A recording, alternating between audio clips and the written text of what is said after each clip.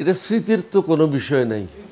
এটা হলো আল্লাহ রব্বুল আলামিন যারা অবস্থাপন্ন লোক, হযরত ইব্রাহিম আলাইহিস সালামের পরের থেকে এটা বাধ্যতামূলক করা হয়েছে। এটা কয়েকটা ফরজের মধ্যে অন্যতম একটা ফরজ। যারা অবস্থাবান লোক তাদেরকে আল্লাহর নামে কোরবানি করতে হবে। এটাতে স্মৃতি বা এটা গল্প তো না, এটা হলো ধর্মীয় একটা বাধ্যবাধকতা অবস্থাবান লোকদের জন্য।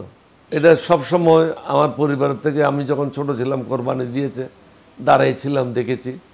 ধর্মীয় জিনিসে কোনো গল্প থাকে না। ইসলাম ধর্মে এরকম গল্পের কোনো অবকাশ নাই। ইয়েস অর নো, কোরআনে বলতে হয় এটা হবে, এটা হবে না। কোরআনে এরকম কোনো কিছু নাই এটা হইতে পারে। কোরআনে আছে ইয়েস অর নো, হবে, হবে না। তো এখানে গল্পের কোনো অবকাশ নেই। আপনি মনে করেন ইয়াং জেনারেশন কোরবানি নিয়েও গল্পের কথা বলবেন, এটা গুনাহ হবে। আমাদের সময় একটা হতো, গ্রামের মধ্যে যারা কোরবানি দিত, যাদের ঘরে মাংসগুলি আগে পাকানো হতো, ওরা অন্যদেরকে সবাইকে বলতো যে আমাদের ঘরে আসো, কোরবানির গোশত খাও।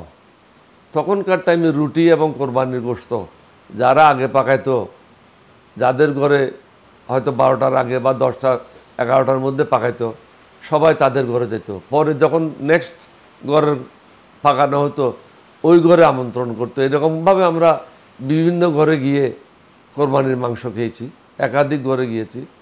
এরকম না যে পেট ভরে খেয়েছি, হয়তো একটা রুটি খেয়েছি, 2 টুকরা মাংস খেয়েছি, তারপরে আরেক চাচার বাসায় গেছি বা পাড়ার একজনের বাসায় গেছি।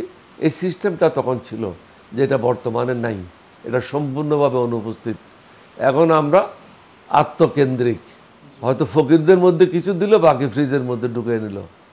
একটা গাড়ি ভাড়া করেন, সেখানে কোরবানির গরুটা উঠান, পাশাপাশি একটা ডিপ ফ্রিজে উঠান।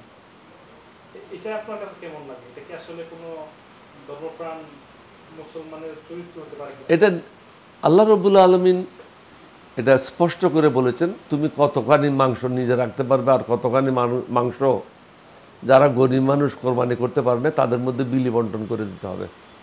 এইভাবে স্পষ্ট নির্দেশনা আল্লাহ রব্বুল আলামিন দিয়েছেন। এটা মেনে চলা আমাদের সকলের কর্তব্য।